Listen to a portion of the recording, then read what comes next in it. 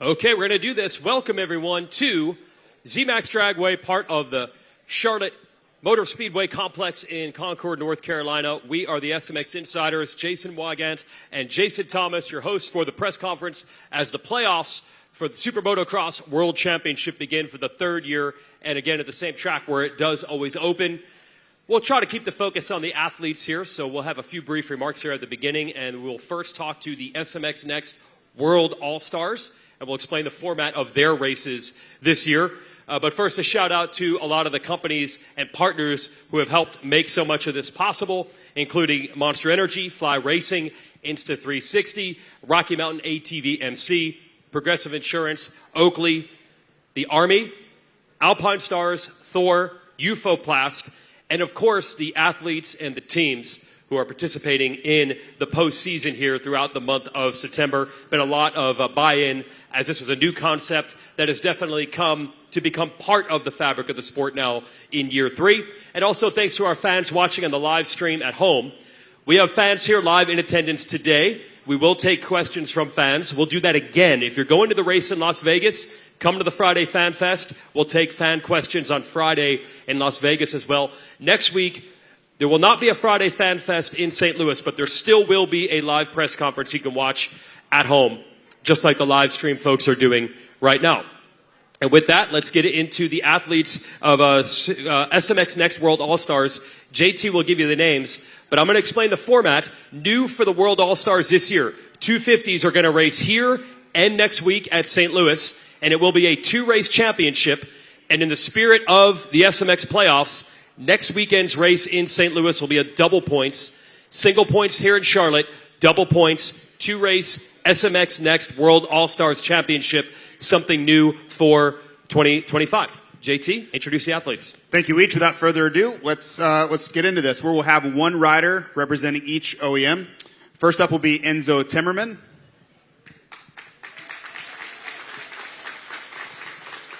Followed by Tiger Wood.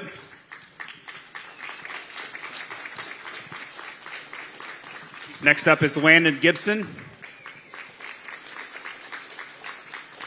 Caden Dudney.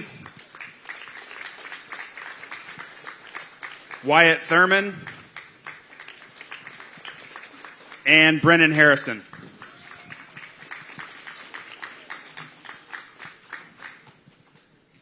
Give them a moment to take a seat. We will start it off with Enzo. Enzo, you've kind of gone back and forth between the SMX Next races, and you've done a couple of Pro Motocross races as well.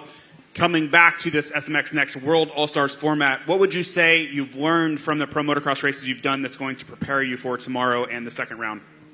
Yeah, I think it was good for sure going and racing a few Pro Motocross rounds, because it's obviously pretty difficult compared to the amateurs, and I think the format helps a lot because we're running the same format as the pros here in the SMX Next class.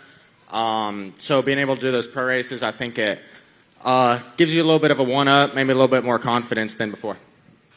We'll open it up to the media. Start with the questions. Mitch with RacerX. We'll stick with Enzo here. Obviously, you raced this last year. You're going to race these 2 events this year. How much experience, or how much does help getting experience in the SMX Next format?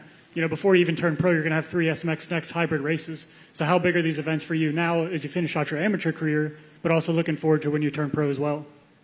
Yeah, for sure. I think the experience you get from this program is huge. You know, if you've seen the last couple riders that have came through it, right when they go into the pros, they adapt pretty quick and they're pretty successful. So I think it helps a lot being able to race this program. Hey, Michael Antonovich with Course Head, and this will be for Caden Dudney. So you've been part of the STAR facility for a while. You're riding with the 250 and the 450 guys. So as much as we talk about the importance of these SMX races for you guys in the future, how much are you taking from your teammates to get intel on how different these tracks are, how the bike setups are, what to expect for that? Yeah, no, it's definitely good to be training with those guys, and you can learn a lot from them. Like, we just had Tomac out there last week, and just watching him ride and just how he float around the track and just the lines he picked, it was just crazy. You can learn a lot from those guys, and I've definitely taken advantage of it. Jeff Bieber with Whiskey Throttle. This is for Landon Gibson. So you just did a couple of Pro Motocross races, and now you're going back into SMX Next. Mentally, how much of a difference is there preparing for a pro race and coming into an SMX Next or the championship rounds? Yeah, I mean, I would say it's just different, like just a different environment being around all the pro guys versus, going back to the SMX Next. I would say that I didn't really have much of a change going into the pro versus like going into SMX. I would say I just kind of like wanted to just see where I stood and just kind of do my best. So yeah. Scott Yarsham, Moto now.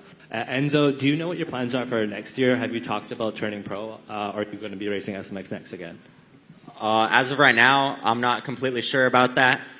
I think I'm planning on staying with Cowie if possible. I'm not sure how much room there is on the PC team. So could be SMX Next, could be pro. I just don't know yet. Matt Burkeen with Burkeen Media. This is for Wyatt Thurman. Wyatt, coming into this thing, being one of the youngest, if not the youngest kid in the class, what does that do for your mindset coming into this thing? Does it allow you to come in here a little bit more pressure-free and kind of just learn, or are you still coming into this thing looking for a win or a podium? I mean, you always come into these looking for a win, but I'm one of the youngest. I'm only 15, and it's cool to race with some of the kids that I've watched off the fence line. I mean, everyone's a little bit older, so I've always kind of watched the classes above me, and so racing with them's cool. It's a good experience. I did this race last year on a Super Mini, so I have a little bit of experience, but just going to go out and try and do the best I can, and we'll see where I fall in. It's Mike Visor with Insta360. Kind of a question for everybody here. Obviously, all of you raced Loretta's. Is it more pressure coming into this, or did you feel more pressure, I guess, at Loretta's? I felt like, because I raced Glendale, and I mean, that was, when I was sitting on the line, there was definitely a lot of people when I was looking around, and it made Loretta's feel like a small race for me almost. Like, I did pretty good. I got 2 wins in the B class, and yeah, I mean, it didn't feel like nothing crazy. It kind of just felt like another race for me. We'll just keep going down. Go ahead, Tiger. Yeah, I think it's the same sort of thing, right? It's just another race for us. Yeah, we're all trying to go out and do the best we can, and I think, I mean, when I put the helmet on, nothing else really matters too much. Just going out there and doing what I can do. I think it's similar pressure for both because, I mean, they're both big races. They're important. So there's pressure for both. I think this one might be a little bit more just because of the crowd it brings and how much more people are watching you and all the teams being here too. Yeah, I would say it's just a different experience, a different feel being in a stadium, being around a bunch of fans and a bunch of people. I would say it's more nerve-wracking, I guess you could say, than Loretta's, but yeah, so. I wouldn't say it's like a nervous thing. Like, it's kind of the same for me. It's just a race. Like, just go out there and do your best. You in the track. So it definitely is like a different feel in the stadium, but I feel like it's kind of the same. Yeah, I feel like they're both really important, and there's a lot of people around, and everyone's fighting for wins. So I feel like it's some good racing, and yeah, it should be good. Just to add to that, Brennan, don't have a lot of experience on this stage yet. I'm sure there's going to be a lot of learning tomorrow. But when you think about what a success would look like, what does that look like? You leave here tomorrow evening, and you had a successful weekend. What do you picture in your mind? Yeah, definitely a learning curve for me coming through the amateurs, not just racing the moto combines. Yeah, tomorrow just going to learn a lot, and yeah, just learning would be like a really good thing for me. I got a question for Landon Gibson here. So this is actually a 2-race series. Almost everything else we've seen all year, SMX Next and Supercross, is individual races, and the one race at the end is the national title. The Scouting Moto Combines, they're individual races, Loretta's, all the big amateur races. Does it change at all knowing that this week and next week count together for a series?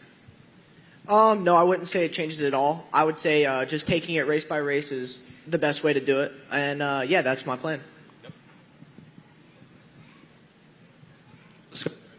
Moto now. Tiger, we've seen you kind of jump around a little bit in your career thus far. Obviously, starting in Australia, you raced in Canada for a season. Now you're here in the States. Is the U.S. kind of your long-term end goal? Is this something you've solidified for next year and your future? Yeah, definitely.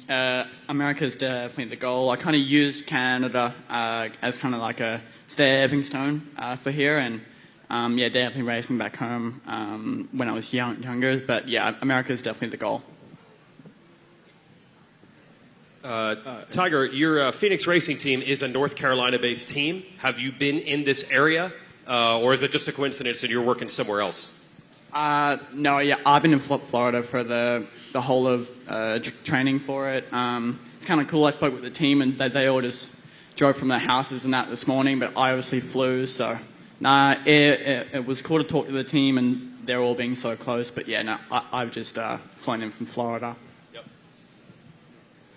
Mitch again from Racer X. We'll go to Wyatt Thurman on this one. It's obviously racing the B class. You didn't race some of these guys this year, but watching them in the pro sport class and then racing them in the combines, is there things you learned from them just watching them being at the same track as them, even if you're not in the race with them? Yeah, it really shows you how much a start matters, and they have some different speed compared to some of the kids in the B class, and so and they're longer motos too, so I feel like it just makes me a better rider, like all around, just with faster kids, longer motos. Really shows you how much a start matters, and yeah. All right, that's our press session for SMX Next World All-Stars. Round of applause. Thanks to these young men. You guys can head on over.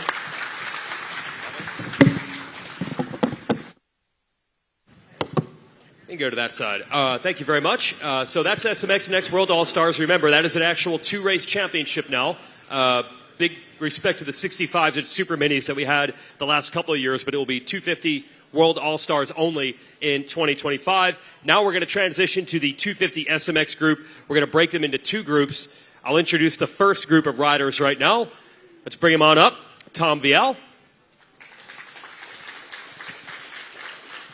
who is a two-time Supercross champion, and Seth Hamaker will be next. Levi Kitchen.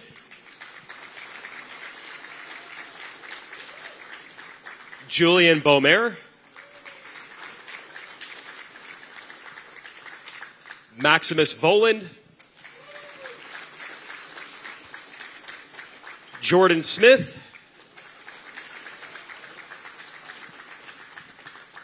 Austin Forkner. And Ryder DiFrancesco. All right, I'll get this started, and we'll open up to the media. I'll go to you first, Tom Vial. I feel like you were really good when this format debuted in 2023. You were a front runner. I think most people think when you come over from MXGP, every track is a deep sand track or a track in the hills. But you do have experience on these types of tracks as well. Do you feel like the SMX playoff tracks actually work for you? Besides the backdrop, does everything else work pretty well for you?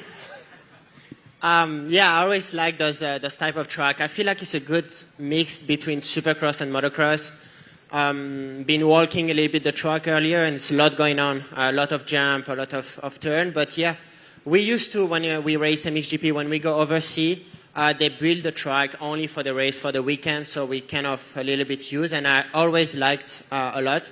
So hopefully we can, we finished second last year, so hopefully we can get better this year.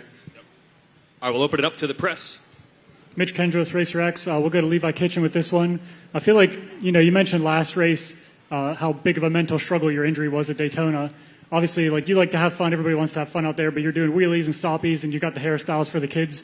I guess how much of a factor is keeping it fun when you've had such a tough year like you've had this year? Like, obviously last year you ended Pro Motocross with a bunch of wins, and that was great. This year it's a little bit different. How much of a factor is it keeping it fun when you're having a year that's maybe a little tougher than last year? Yeah, it's super important for sure. And that's all just during the week, riding with Ken and all the guys and Joe, just trying to have a good time. So I'm probably the most motivated I've been for these last three. Normally I think a lot of us are kind of a little bit over it by now, but for me it's been a bit of a tougher year. So yeah, that's my motivation, is just to try to end it off on a good note and go into off season with some momentum. Cinema J here from Trackside YouTube page. This one's for Max Voland. This will be your first time on the handbrake on SuperMotocross with the hybrid. How confident are you on that setup on a track like this? Doing a whole year of Supercross and now outdoors, I've gotten both elements of the handbrake and have to see where the weaknesses are of it. So, yeah, I feel like the little bit more indoorsy and kind of more Supercross stylish is a little bit better for the handbrake. I feel like the outdoors, it was a little bit tougher to stop as good as I wanted to, I could say. And here I got a little bit of hybrid, but close to home here for a club at least, and the dirt's very similar to what we ride pretty much every day. So I'll be very comfortable on this track and this dirt, and I enjoyed SMX the first year I did in 23, so I'm looking forward to it. Dan Beaver, NBC Sports. For Jordan and for Austin, same question for both of you guys, and then a different one for Austin. Can you talk about the improvement that Triumph has made and how important it is now with the reset to continue that momentum upwards? And then for Austin, how great is it not to have to worry about the LCQs? Jordan? Yeah, we've been working really hard all year, especially Austin and I. A lot of the time it's just been us two riding. So we've been working, trying to get everything, where we want it, where we feel better. It doesn't really matter what bike you're on. You're always continuing to try to build a better setup and everything. So they've done a really good job of kind of catering to us and kind of whatever direction we want to go. So I think we made a lot of improvements the last half of outdoors, and we showed that we were getting better starts and stuff. So hopefully we can kind of those things will adapt straight to these tracks.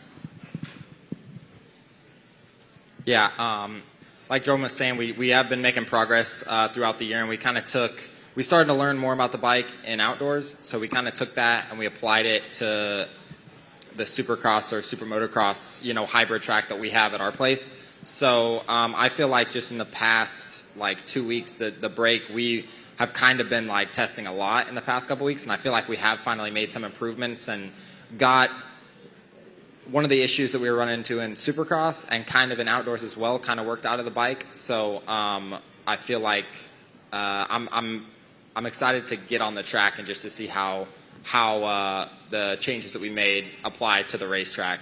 And then for not having to do the LCQ or whatever, that was stressful whenever I had to do that a couple of years ago. So to know that I'm already in the night show is nice. So yeah, that was I don't want to have to do that again. So nice to be healthy all year and be here. So Scott Yarjo, Moto Now. Tom, we saw you not race the last moto at Budds Creek due to an ongoing bike issue that you've been experiencing. Is that something that has been fixed? Is it also showing up when you've been testing for SMX in these smaller 20-minute formats? Yeah, I've been trying a lot of stuff the last 2 weeks, and I went back to my Supercross setup. So it's, the base, I start with the Supercross base with a different shock, and obviously the setting inside are a lot different.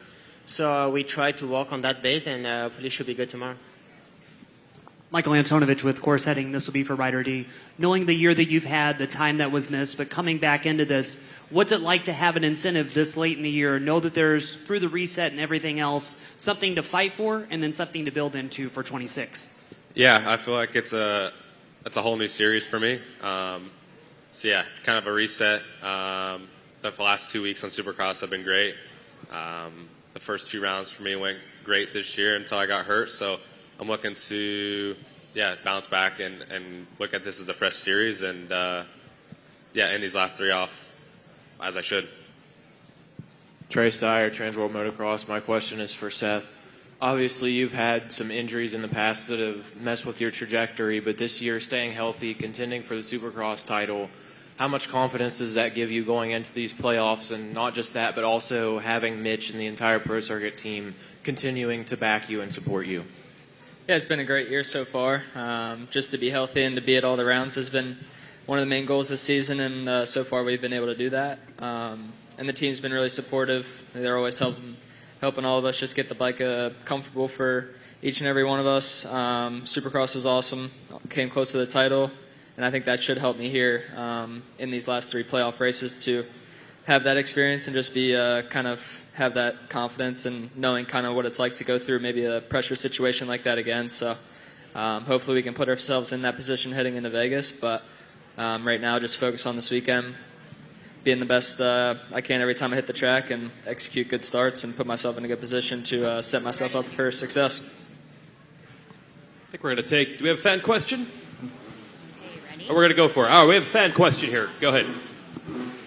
Hi, my name's Elena. This question's for Levi Kitchen. What's going to be the most challenging part of the track? Funny story, I actually didn't get to walk it because I had flip-flops on, so they wouldn't let me on. I would think the back rhythm section, that's the only part that has kind of the Supercross style. So hopefully that, and then maybe the start with the back-to-back start, I think. Okay. Good stuff. Good luck tomorrow. Thank you very much. That's cool. Michael? Michael Lindsay from BioMX. This is for Tom Vial. Tom, I know your future is one of those subjects that we still can't fully talk about, but one aspect of it does seem to become more clear that you will be departing the U.S. potentially for a couple years. So with 3 more races left to go here, are you riding the emotions of kind of a chapter closing, or just, I mean, if you are going back, you've done this before, are you kind of riding the emotion of, hey, I'll come back one day and show people what I can do? Yeah, this is going to be my last 3 races in the 250 class, so I'm really looking forward to end up that. It's a short championship, but I really want to make it as good as I can. Yeah, it's pretty excited. Before moving up to the 450 class, anyway, I can't really ride in 250 either way in Europe or here, so yeah, I'm really looking forward. It's been a long run since my first pro year was in 2019, and winning two titles in Europe and 2 here in Supercross it's been a pretty good run, I would say. And I really want to end up in a good way before moving up to the 450 class. In coming here, I imagine you wanted the success as early as you have found it with championships, but did you honestly surprise yourself at all? Did you think your 250 career even here would last a little longer? I mean, yes. Obviously, when I came here, I didn't expect to win 2 titles in only 3 years. That was the goal, to win at least one day. That's why I came here, to win a Supercross race or championships, and I did it 2 times in only 3 years. So I had to move to the 450 class. So that's why I'm gonna enjoy the last 3 races on the 250. I little bit disappointed with the outdoor, to be honest. The last 2 seasons I ended up second in the championship last year, but I couldn't really make it to fight for the title in the outdoor. So that's the only regret a little bit. But we're gonna try to end up in a good way those 3 races. Jeff Bieber with Whiskey Throttle. This question is for Austin Forkner. I kind of want to play off what Anton asked Ryder. With coming back from injuries and having the consistency of getting all the gate drops from Supercross and Motocross, this is one of the first times coming back to where you have these extra 3 races with SMX. How does that play into setting you up for 2026? Well, I mean, I already made the full season, like the full, I guess, regular season with Supercross and Motocross, so I'm taking that as a win for sure. But I did feel like I started to fall off towards the end of the outdoor season a little bit, and I think that I kind of just shifted. Like, I was so close that it was like, a couple more motos, just ride it out sort of a thing. So I want to, because I was making progress before that, so I want to try to get back to that, to that top 10, top 5 if I have a good start and put together a good ride, sort of. That's where I feel like I should fit in right now. So I want to kind of get back to there and kind of just try to treat it like these last couple of races didn't really happen, because I had good momentum and we were building kind of up until that point. So I kind of want to try to get myself back to there, and that would be a good way to end the season, I feel. Juju, can we get a wellness check from you? You gave us a little scare there at Budds Creek, but on a serious note, this was a great racetrack for you last year. I felt like you really took a step, and then you kind of followed through on that in 2025 in January. When you come back here, do you get those good vibes? Like, you remember how you felt here, and does that carry into this weekend? Yeah, 100%. I think I had good vibes here last year. Obviously, I had the crash at Budds Creek, but I had a good week of therapy last week, and then a good week of riding this week. So I'm ready to go, and I'm all in. I think we got time for one more. Mitch, if you want to go. Oh, Michael. Yeah, this will be for Seth. I see a little bit of a swelbo on you right there. And with all respect to, when you guys crash and you have to get back up in the heat of the moment in a race day, in a moto, or even a practice day, how do you guys reset so fast, stay focused, keep your heart rate down, and then regroup, especially as these points escalate? You know that is so critical through the next 3 weekends. Yeah, for sure. My elbow, I crashed at Hangtown and got like a brush burn and then cut it open, had to get stitches, and then ever since then I ripped it open at like 3 other outdoor races. Every time it would get healed, and then I ripped it open. We rode Saturday and just crashed in a corner, ripped it open. So that's pretty much that. But yeah, I mean, there's, you always got to get back up and just kind of set your sights on the next thing you can control whenever mistakes happen and stuff like that. So, yeah, a lot of stuff that goes on for each and every one of us up here. So, got to put it behind you. Don't let that mistake carry into anymore, and just keep carrying on. I think that's going to do it for our 250 panel, and we'll bring our top three. You guys can exit to the right. So we're going to bring our group up from the left. Just a couple of the contenders there. Our next group will be the top three in seeding coming into the playoffs. JT? Thank you, Weege. First up will be our reigning 250 SMX champion two-time and our number one seed in 2025. That's Hayden Deegan.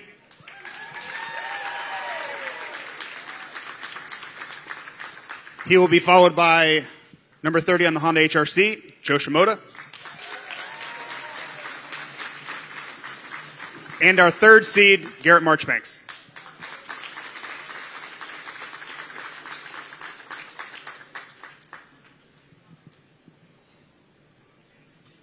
Hayden, you've had a lot of success throughout your 250 career, kind of followed through on that.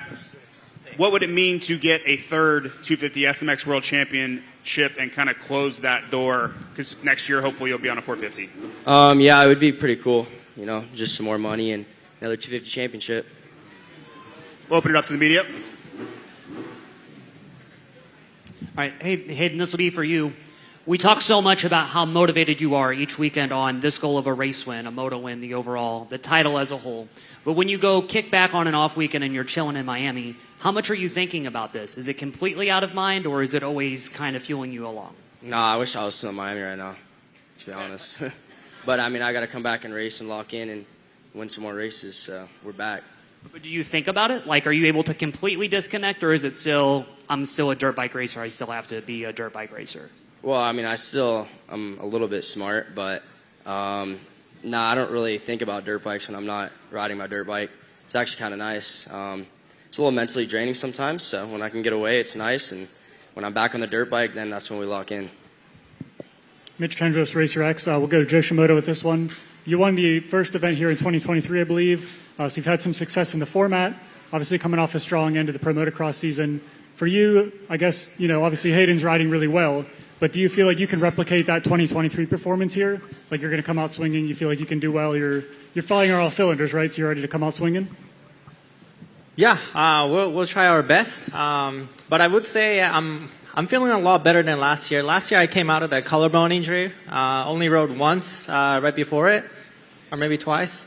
But this time I'm healthy, so it's way more relaxed going into it. So I'm excited. Matt Burkeen Media. This one's for Garrett. You're always known for being a hard charger. You do a lot of damage late in the motos, but compared to Pro Motocross, we got 10 minutes left in the motos here. So is that something you're concerned with? And if it is, have you done anything on the bike to try to change that, or anything with technique to just try to make sure you don't have to deal with charger from the back? I mean, there's not much to do, the change in Supercross, but besides get a better start. So, you know, we've been working on a lot of starts just like we have all year. So hopefully we just fix that. Obviously the last round at Bud's, we found something towards the end of the day, especially the last moto. I had my best start all year, so that was nice. But no, just get better starts. That's about it for me. I'm going to follow up on that, Garrett. You kind of took a chance on yourself. You had a one-year deal this year to really prove yourself, and you've done that with the number 3 seed, a bunch of podiums. Can you reflect on that right now, or you have to focus on the race? Or can you say, okay, I did it, I bet on myself, and it worked? Yeah, no, for sure. I mean, during the beginning of the year, definitely wasn't working. I was pretty stressed out to where I was like, well, not going to have a job how I'm riding right now, but we turned it around. I put my head down, started working with Brock, figured it out, had my career best in outdoors with 3rd overall, which was awesome. Still wanted more, though. But no, the goal is just focus now and do our best to be up front and winning races here in the SMX. A question for Joe and Hayden. Throughout your career, especially this year, you battled a lot, but the tone has been very respectful between the both of you along the way. It seemed like that took a turn at Budds Creek. Some phrasings that we're not going to repeat here, but just seems like there is more animosity or more competitiveness between you two. Is that something you guys both noticed, or are we just imagining things? It's just all trolls, bro. It's all trolls. We're just joking. Yeah, of course we have some beef. I don't know. But I mean, it's a new series again. I don't know. Just depends on what he do and what I do, and if that makes any difference, you know. Yeah, sometimes it could go wrong way, but I mean, I'll try to race clean as possible. Dan Beaver, NBC Sports. Back to Garrett. What were your realistic expectations at the beginning of the season? Then you said you had a little bit of a slump. At what point did the top three really, you felt the top three seeding was really in your grasp? I don't know. I feel like going into Anaheim, I for sure was going to be top three, and just how my speed and my starts were starting off at the beginning of the year, I definitely noticed I was a bit off. So just had to take it one step at a time to figure some things out. Started working with Tickle after, I think it was Indy, and really started to figure it out. But I really didn't know until I went to Seattle and got my second place there. So once I did that, I knew I was able to be a consistent podium guy, and especially going outdoors. I had a really good boot camp through the outdoor prep of it, so I was feeling really good all year for that. Trey Steyer, Trans World Motocross. My question is also for Garrett. You wrapped up your career number last time out at Budds Creek. How much does that mean to you to be able to join an elite list of riders, to have that career number, and also to kind of build your brand and identity when there are so many iconic numbers out there on the track? Yeah, I mean, I've been super close some years to getting it. It's always been outdoors that's kind of hurt me on not getting one. But, yeah, no, for sure. It's super cool to get one, though. Yeah, I'm not sure what number I'm going to do, though, but we'll see after the year. Question for Joe. Your starts have really come around this year, and it's been consistently, not just the random hole shots. What do you attribute that to? Is that a technique thing? Is that improvements working with the team? Just how did that come about? I mean, it's a little bit of both, right? But mostly this time, team did some kind of thing on the bike where it fits my style better. And yeah, I think it was after South Week we made a change over in Florida. We did some testing. And yeah, since then, it's making my race a lot easier. And I enjoy not eating a roost. We got a fan question here. Go ahead. Is it ready? This question's for Deegan. I was just wondering, like, who do you look up to the most, and what inspires you to keep coming back? I mean, obviously, since I was a kid, I mean, looked up to my dad because he's kind of changed the way of freestyle and done some pretty big stuff. And I don't know, I'm trying to build my own path right now and be my, own person. And a lot of people don't like it, so it's just the way it's going to be. But right now, I mean, I look up to some guys that race. I mean, the OGs. I mean, we got Ricky. See him road biking down the road when I pull up on my way back from Chick-fil-A. But yeah, anyways, I mean, I look up to people like outside of racing, like your Tom Brady's, guys that are just like know how it is to have people that don't like you and people that do like you, and the pressure of the atmosphere around you, and that's really what I look up to.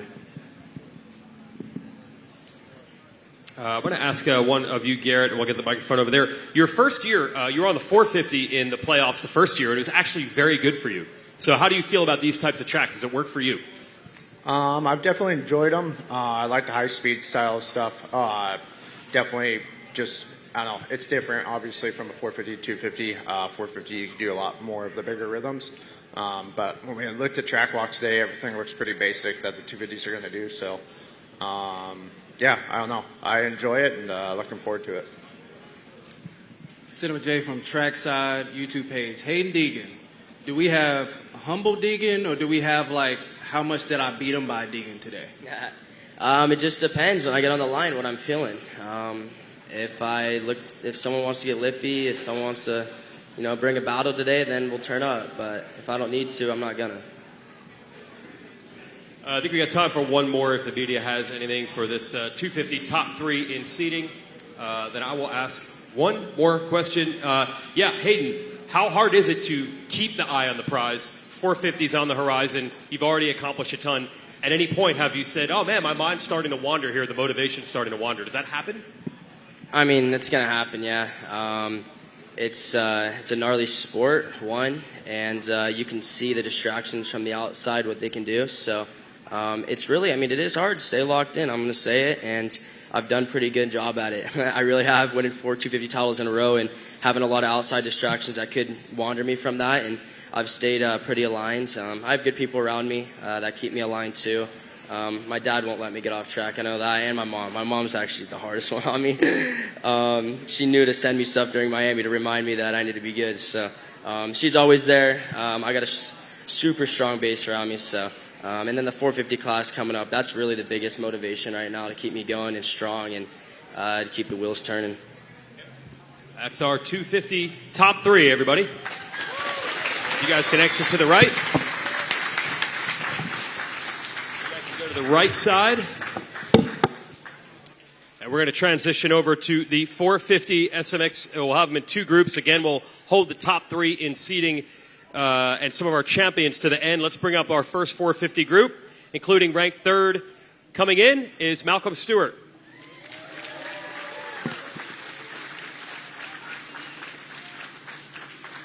Last year's runner-up in the World Championship, Hunter Lawrence. Champion both Monster Energy Supercross and Pro Motocross, Chase Sexton. And the legend champion indoors out everything you can name, Eli Tomac.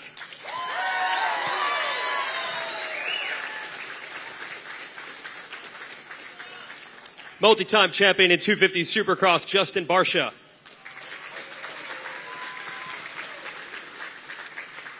And turning heads, a great rookie 450 campaign in Pro Motocross, RJ Hampshire. And welcome back to racing, the runner-up in the inaugural playoff and World Championship in 2023, Ken Roxon.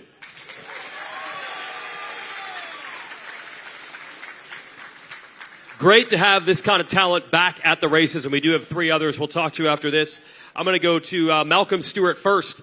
You persevered, man. Look, there were years you didn't even race Pro Motocross. The last couple of years you have. You did all the races this year. You're seeded number 3. I know you got more to accomplish, but is there a little pat on the back already for the season you've had? Yeah, so far this has been going on my 2nd year in a row.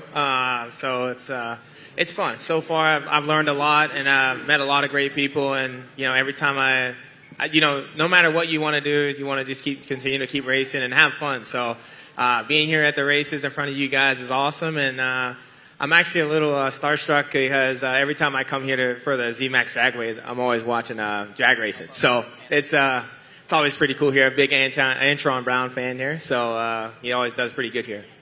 Cool. That's cool. Questions for the 450 panel from the press? Cinema J from Trackside is for Eli Tomac. How fired up are you, first off, after that standing ovation? And are you running that scoop tire again? Heck yeah, I'll be on that scoop tire. I think last year I was like one of the crazy guys, and now it's just kind of become the tire. So last night it looked like we got some rain out here. We walked the track earlier. It's pretty loamy, so that scoop's going to be hooking up. Scott Yarjo, Moto Now.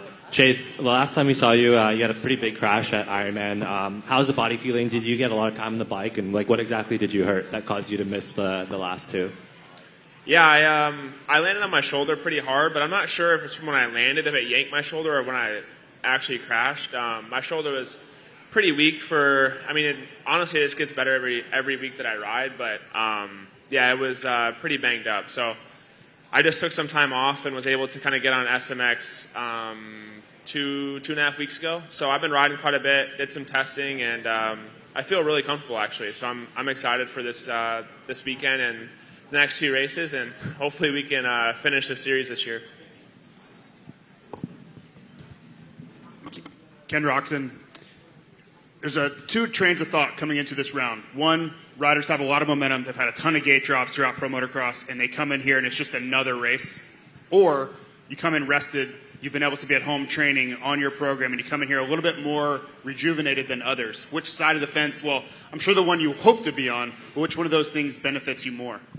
Well, it really depends. Like, for the last couple of years, I came back from an injury, so I've never really had a problem to just jump into a race and kind of have the intensity of the race where, you know, some other rider might struggle to come in and just find their feet. So I feel like I've been pretty comfortable just over the last few years, not racing for quite some time and then coming back. But then I'm also really glad that I did end up racing Unadilla as a gate drop and just kind of shake off the cobwebs and kind of beat your body down a little bit and then go from there. So I recovered well from that, and also it was good for me to register that my ankle was holding up and everything. So I've been doing a lot of riding in the last few weeks and honestly feel really good coming in here. So yeah, I'm hungry and yeah, ready to race. Jeff Bieber with Whiskey Throttle Media. This is for Malcolm. So I've been thinking about it lately, coming into SMX, and I kind of noticed that your fishing reports directly correlate into your results from racing. And I remember before Tampa, you had a great fishing report. So how was the fishing coming into this week? Well, hopefully we do really good in these last 3 weeks, and I can afford a really, really nice boat. So at the end of the day, you know, we're fishing report's good, but I'll have something to you guys the week after the last round. Kendra with Racer X. We'll go to Hunter Lawrence with this one. Obviously, a really strong SMX playoffs last year, a strong pro motocross season this summer. How excited are you for this new championship and kind of a reset and kind of go after another championship? Probably a little more excited for the next two. The first one, going from outdoors to this one's kind of like a bit of a lull because normally you're just ready for the season to be over. So you're kind of just going through the motions the week of and you're like, all right, ready to get the season started or the last part of it out of the way. But I know going into the second round of the playoffs and the third round are a little more exciting for myself rather than just the first one. Dan Beaver, NBC Sports for Chase. Can we talk a little bit about the point structure? Is there some strategy that needs to go into these three races? You came in as the number one seed the last 2 years, had such a strong start, but is there a way to manage the playoffs a little bit different than you've done in the past? I mean, I didn't really have a plan going into them before. I would just, when I have a good result in front of me, I'm going to take it. So it just hasn't worked out at the last race for me yet. So I think for me, I'm just going to come in with the same plan. I've had the luxury of coming in with the number one seed the last 2 years, and this year I don't. So I'm a little bit behind, but I think those double and triple point races, they're so important, and especially the last one. So I need to capitalize on that this year and maximize points. I've got a question for RJ Hampshire. So a banner summer on the 450, and I know you were actually building back from injury while you were learning the bike. So are you ready for this, or are we back to the learning stage of a 450 on a little different type of track? Yeah, it's still kind of a question mark. I feel good during the week, but you don't know until you show up here at the racetrack. I mean, I could go out and get my teeth kicked in, or I could battle for a podium. Yeah, I don't know yet. I mean, I'm pretty comfortable on the 450 right now. Like I said during the week, after an awesome summer, I bring some kind of confidence into this, but also it's all new again. To stay with RJ on that balanced mindset of knowing the pros and cons that go through everything, you were very adamant that you were going to be on a 450 this summer and then into the next transition. When you look, though, back at Tampa with coming into the season with a question mark and everything else that had happened, is this how you thought it was going to play out? Did you have a strategy? I mean, to be where you are right now is huge. Yeah, I mean, it honestly just got worse as the Supercross season went on. I didn't really know where I would be on the start of outdoors. I knew I would grow. Yeah, that's where I said I would be once the outdoor season started. I'm still kind of in that same mindset. It's, a lot each weekend, but also I feel like I kind of should have been here a while ago. So you got to take that into each weekend. And yeah, I mean, I'm excited. Like, it's a breath of fresh air. I kind of said that all summer. Again, here this weekend. Try to enjoy it. And yeah, don't push too hard this first round. Hey, along more RJ Hampshire stuff. You've obviously made a great transition to the 450 class, but you're also likely qualified for this. You could have done it in the 250 class as well, where you could have fought for a championship. Was it ever even a consideration, or is it just like big bike guy now? Man, you'd have to pay me a lot of money to get back on a 250 right now. Audience question. Go ahead. My name's Caleb. I got a question for Justin Barsha. What are your mustache tips? Yeah, I had the full mustache last night, and the wife just wasn't feeling that, so I just came out of the bathroom with handlebars, and I don't know if she's feeling this anymore, so maybe tomorrow I'll just put in the stash only. We'll see, but yeah, as I get older, it just things seems to grow and grow each day more and more. Patience, I guess. Hey, Justin Barsha, I know the results, the podiums didn't come as frequently this year as in previous years. It's got to be tough to dig yourself out of that, or do you look at no, we got a whole different thing, so maybe this will be the thing that makes it click? Yeah, absolutely. Obviously, the results aren't what I wanted this year, but Budds Creek went better. The first moto was a struggle, but second moto had a good start, rode well. That's the best I felt like I rode all year, and had some pace and beginning to see the Lawrence brothers, which was nice because I haven't been able to be in that zone at all this year, so that felt really cool. Went to California, did a little test, feel like I got a good SMX setting, and it does feel like a 3 fresh races to start. This is kind of my farewell with the Rockstar Factory Gas team, so quite excited about that. Put a good result for them, go out with a bang. And also this feels like a home race for me a bit. I spent a lot of time up here, lived up here with JGR, so a lot of really good memories up here, so I'm looking forward to a good weekend. Eli Tomac, the amount of championships you have with Supercross and outdoor motocross, do you feel this kind of track really suits your style? Obviously, you missed the first season from injury, but going back to last year, you had some great results. I do feel like it suits my style, just the way it's so wide open and fast. And I've even had, I feel like, better success in Supercross when it's more of an open floor plan. So this will be a good mix for me.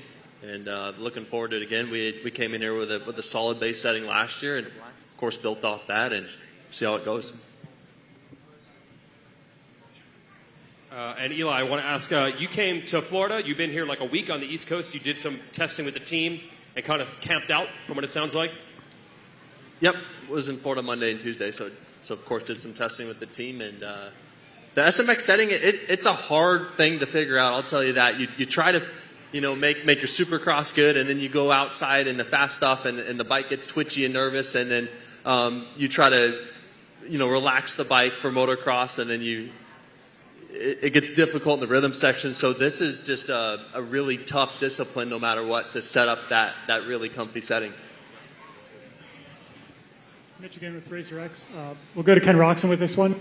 Obviously, you've had results here. I think it's good. You've had results in this format that you've done well. You've won motos here before. I guess the point structure, like you're sitting outside the top 10, but do you feel like obviously this round's important, but how much ground do you think you can make up in the second and third round with the point system that we have in place? Yeah, so in the years past, or the first year, 2023, I think I came in around 10th or something like that, but ended up, up until we came to LA, actually fighting for the championship, so you are able to make up quite a bit of points. It has hurt me the last couple of years just because I had to leave Supercross kind of early due to injury and stuff. So there is a little bit of lack of points, but I do believe that you can make up a solid chunk. But then, of course, you have all these guys next to me that are doing really good too. So you got to hope for a bit of a mix-up of the field, throughout the next few rounds. So, but anything's possible. All right, that's our 450 panel. Thanks, guys. You can exit to the right.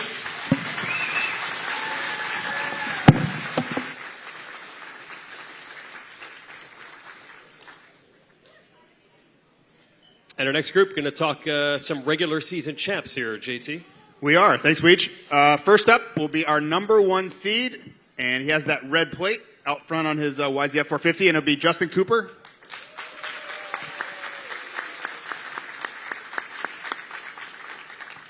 Next up is a 2-time reigning SMX champion, also our 2025 Pro Motocross champion, Jet Lawrence.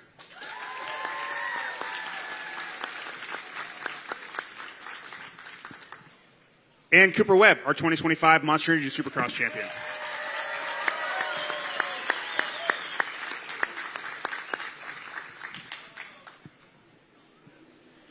Justin, you've had a great season. Consistency has really paid off for you through Supercross and Pro Motocross. Can you talk to us just about, we'll see what the results bring, but the feeling of coming in here with the red plate for the first time?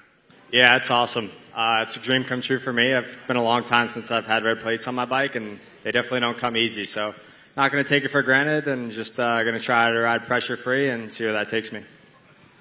All right, we'll open it up to the media. Michael Lindsay from Vital MX for Justin Cooper. Justin, red plate, hard-earned, of course, but part of the hard-earned part with that is a lot of your competition in this series have not raced all year. They've had injuries, which brings its own challenges, but they've had time off. You've gone through the ringer with every race. Talking to riders like Marchbanks and Shimoda have told me during Outdoors they backed off their programs to, say, 1 day a week of riding. How have you managed yourself to still be fresh for this? Have you just stayed at it, or have you had to taper and back yourself off to get ready for the ramp up into SMX? Yeah, it's been a long 28 rounds, and there's been highs and lows in the season for me as far as being like physically fit and ready for each race. Your body definitely takes a toll, and yeah, there's just highs and lows. That's the best way to describe it. When you're feeling low, you got to back it off a little bit, and yeah, now that it's cooling down in Florida, it makes it a lot easier. And yeah, that's not as long as motos. The summer was definitely long and hot, so coming into this, it's a little bit more refreshing. And yeah, just gonna get ready to go and 3 more rounds. Mitch Kendra with Racer X. We'll go to Cooper Webb for this one. We know pressure doesn't impact you like it does for other riders, but you're coming in, I think, 4th in the points. You're coming off a knee injury. You know, you had to ride day yesterday for the track. It's your home race. I feel like there's a lot of eyes on you. I guess, what's your mindset at? I know, again, pressure doesn't impact you, but where are you at mentally heading into this weekend? Mainly just excited. You know, when you get injured, you miss a lot of time off the bike and stuff. You just want to get back to riding your dirt bike and get back to races, and that's kind of where I'm at. I think it's been 8 weeks since my knee surgery, so just good to be here, see a lot of familiar faces. Obviously, yeah, from as far as prep, I'd love to have more, but we're going to do the best we can with what we got. We're coming in 4, which I think is a really good spot to be in compared to years past, and just kind of taking it as it is, man. Just really enjoy being here in Charlotte, home race, and back racing. You know, just excited and see where we stack up. Jeff Beaver with Whiskey Throttle. This is for Justin Cooper. Kind of play off what we asked you about the red plate. When you walked in the truck and saw that red background on that big 450, did you have to kind of pinch yourself? I got a glimpse of it at the shop this week. I try to stay away from it, but yeah, it's cool. It's like I said, it's been a while, and these don't come easy. So just going to try to enjoy it and, yeah, do the best I can, obviously. It's nice to come in with the points lead. It is a little points lead, but we'll take it. Scott Yarjo, Moto Now. Jet, it seems like there's a comparison between guys like Webb or yourself last year who are coming off an injury, feeling extra motivated to finish the year off strong with these three races. In contrast, you know, you just finished the championship where you won outdoors. Your brother Hunter mentioned maybe feeling like just kind of wanting to end the season and get it done with. Like, where are you at mentally right now? It depends. I feel like my mentality off the bike's different to when I'm on the bike. I kind of say, like, we'll see how it goes. Obviously, you want the season to be end because you're tired and stuff like that. But once you get on the bike, it kind of changes naturally. So we'll see when it gets to tomorrow. Matt Burkeen with Burkeen Media. This one's for Cooper and Justin. For you, Cooper, I know the #1 seed was a big motivation for you, but you ended up missing a few rounds. And now you're coming in, I believe it was 4, you said. So my question for you is, do you think it's worth it to have missed a few rounds but come in a little bit fresher and have the #4? Or would you have rather had the #1 and come in with a little bit more fatigue? And then on the flip side, for you, Justin, you outlasted everybody. You got the #1 seed, but you've also, you haven't missed any races. You've had no time off. So is the #1 seed and the points that come with it, is that worth it? Or would you rather be coming in a little bit more fresh? Yeah, he's lucky I got hurt, No, it's an age-old argument. I think for me, my goal was to complete the season, so it's never great when you get injured. With that being said, everyone thinks it's time off when you're injured, but you're sometimes working harder to get back from an injury than you would if you were still racing. Obviously, a long season mentally, I think if you can stay in it, it is hard and whatever. But at the same time, this is what we get paid to do is be here in the 450 class and racing all these rounds. And injuries are part of our sport. So with that being said, I would love to take that one plate or be up a little bit higher. But I think a 4 is a solid spot.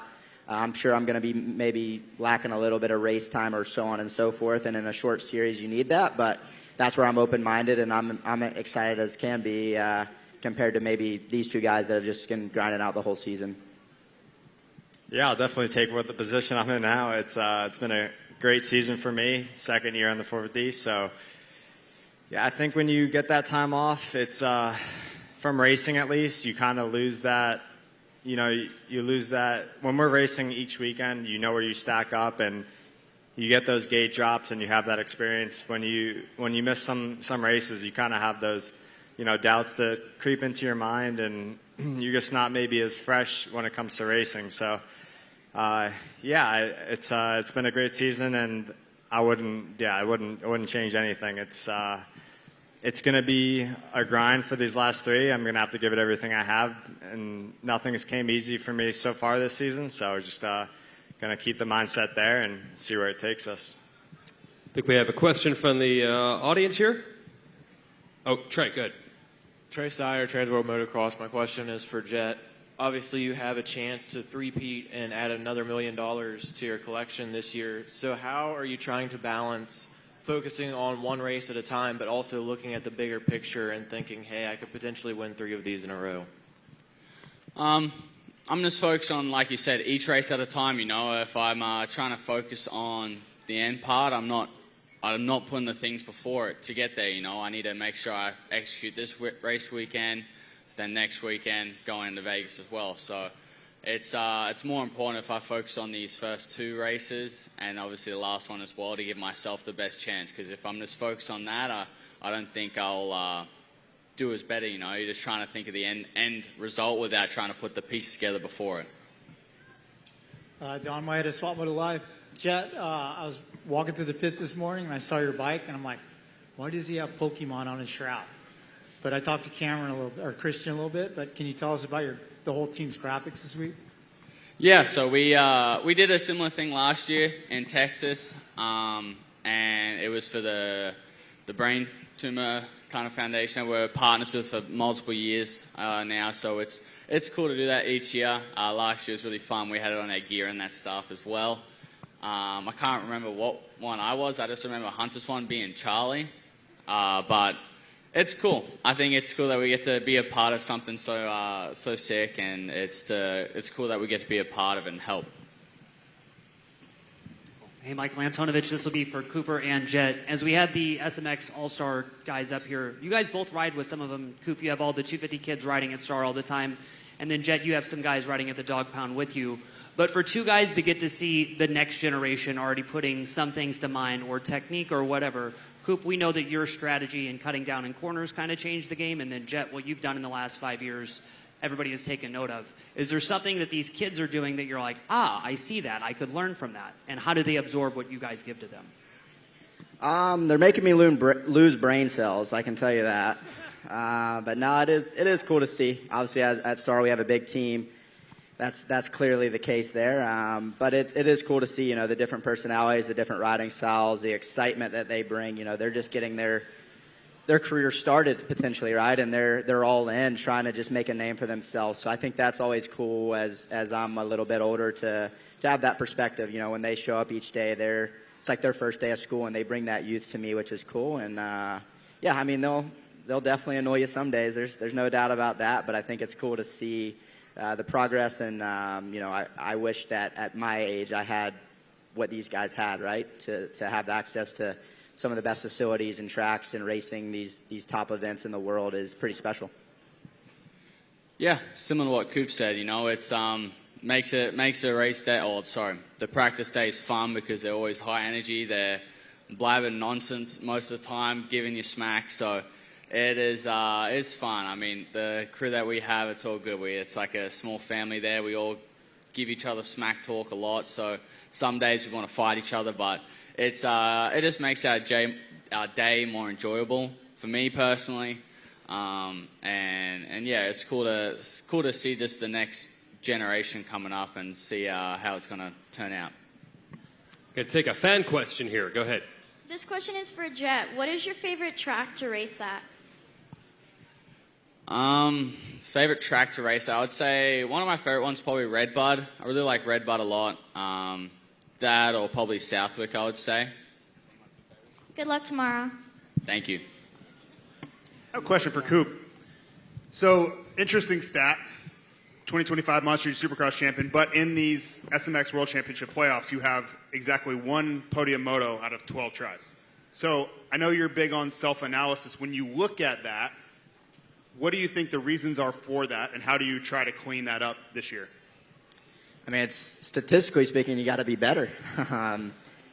I think, yeah, just as you get more experience, obviously I think Supercross is something that has come a little bit more naturally for me, and I feel like I'm an overall great rider, but I need to be better on the outdoor, more high-speed style tracks. And preparation's always one thing. You know, I think the way I've come in the last few, you kind of miss the mark sometimes on bike setup, or just for me, I'm a very analytical rider where I think about things a lot and maybe overthink this or that, the other. So for me, I think that's the goal for these three, is to come in low stress, have fun, take it for what it is. Everyone's going to struggle with setup, as we know, with these unique tracks, and just put myself in a good position. I'm in a good spot mentally, and I'm excited to be here, and I think that's half the battle sometimes, is wanting to be in that mix. So looking forward to it. A lot of money on the line, as we know, and just gonna send it, I guess. Gavin Ayala, Transworld Motocross, motocross.com. This one's for you, Coop. Hey, I actually saw you yesterday at Top Gun for the grand opening of Top Gun. It's under new ownership. Can you actually tell us a little bit about that and what that means for the North Carolina moto community? Yeah, so I purchased a track about 30 minutes away in Iron Station. It's called Top Gun, and it was an opportunity to try to keep the sport that I love growing here in this North Carolina area.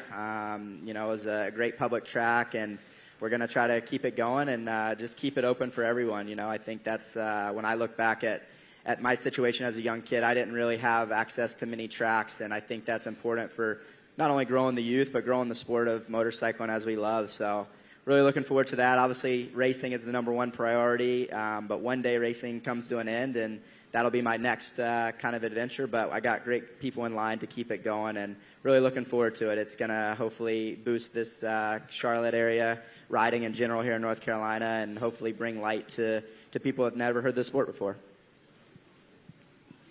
My name is Caleb. I got a question for Coop. What's it like racing with your hometown people watching? Man, it's going to be awesome, man. I'm looking forward to it. I've the dirt track right over there. Once upon a time, I had a race of my life over there, so I'm hoping we have that good juju this weekend and maybe give it to this guy next to me. Lurch with Race Day Live. Jet, question. Looking back at 2025, watching the races when you were injured and then lining up for the outdoors, have you seen or felt the competition in the 450 class raise up here in 2025? Yeah, definitely. Each year, someone might find something. It might work that year, then next year everyone kind of picks up on it and learns and gets better. I think the speed this year is definitely faster. And I've said before, everyone's very, very close now. So it makes it some very exciting racing for sure. But yeah, since I've obviously watched in Supercross and then being in the outdoors, the pace has gone a lot faster. So I'm looking forward to it. Cinema J here, trackside. This is for Cooper Webb. As an NC native, I could definitely say the Carolina Panthers fit last year was crazy. Are we going to see you and Fly team up and do something cool this year? We are. I don't know if I'm allowed to say quite yet, but I think I am. We've teamed up with Fly and Damon Bradshaw, the other North Carolina legend, and we got a sweet kit. We partnered on the design. It's one of his kits from 1991 when he won here in Charlotte, I believe. So it's pretty special. We got it cooking up. JT really involved with it, and I'm excited to share it with you guys. It's going to look sweet. My name is Corbin, and this is for Justin Cooper. How do you get onto a motocross track that you've been riding for a couple years, and then you come to these tracks and they just got made 3 days ago? What is your mindset going into this? How do you learn it like that? Thankfully, we have so much practice and so much time on the bike that it's really kind of easy for us to adapt to a new track. We kind of are familiar with how fast we need to go for the jumps and just kind of go off feel mostly. It just comes easier over time as we ride more. And the more practice we get, we just all are in tune with, what the track brings. Dan Beaver, NBC Sports, for Cooper and Jet. Is there a little way to bring strategy into these tracks? It's like a dirt track racer, a sprint car racer. You only get such a short period of time to learn the track. but can you identify the Supercross C elements and the Motocross C elements and let them play to your strength? Cooper, first. I sure hope so. I think in this scenario we actually get more practice, with the Friday stuff, which is a little different than what we're used to. And as far as setup, that's something that I'm sure all of us are, as far as our bikes, we're going to be kind of chasing throughout the whole 3 races. So, no, it doesn't change too much in the sense of, I think the strategy here is it's a high speed. You got to send it in some spots for sure. Obviously, I think a start's going to be extremely important, and that's what we're going to be focusing on. Yeah, I think, like Cooper said, it's more intended on the start. It's a big thing nowadays because everyone's so close in speed. So I think that's the main key of getting a good start. And I feel like you everyone gets a similar flow of the track of realizing, okay, you can do Supercross here. You ride this part more like an outdoor section. So it's kind of not too many secrets out on there. It's just, especially in these conditions, it's more like whoever can just send it more than the other. So we'll see. We'll figure it out once we get out there. You kind of get to learn a lot more once you're on the track. All right, that is the top 3, our regular season champions. Let's have a round of applause. You guys can go off to the right side. For those watching at home, we'll give you the tune-in information. This is a day race tomorrow. We're on Eastern time, so race day live qualifying coverage. We'll start at 9:30 a.m. Eastern time tomorrow. That's Saturday. We'll have a live pre-race show on Peacock or the SMX Video Pass at 2:30 Eastern, and then racing begins at 3 o'clock. You can again watch everything on Peacock or the SMX Video Pass outside the United States, but also NBC will carry the race live, again starting at 3 o'clock Eastern tomorrow. So tell your friends to tune in for the first round of the playoffs. As for today's schedule, still a lot coming your way. There is a lot, and we obviously have just wrapped up the press conference here. The pit bike races will be taking off actually right now. They're actually racing right this moment. After that, 1 o'clock p.m. will be SMX Next World Allstars practice session. 1:15 p.m. we'll start the 250 and 450 practice sessions. 2:15 to 2:30 will be the second round of pit bike races. 2:55 to 3:05 is our second round of SMX Next World All-Stars practice. 3:10 to 4:05 is 250 and 450 sessions. 4:05 is the autograph sessions at each individual team rig. And then at 5 o'clock right here will be the SMX Insiders live podcast mashup show. James Stewart, Ricky Carmichael, Jace McAlpine, Steve Mathis, and the 2 SMX Insiders will be here. So come back here at 5 o'clock. It is audience included, very interactive, and it's going to be a great time. See you then. Thanks for coming.